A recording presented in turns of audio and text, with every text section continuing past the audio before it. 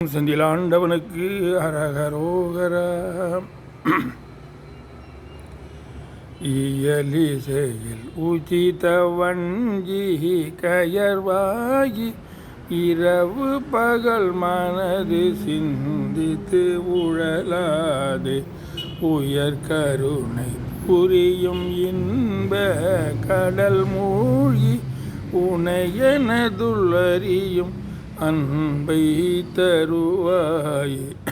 மயில் தகர்கள் இடையரந்த தினை காவல் வனய குரமகளை வந்தித்து அணைவோனே.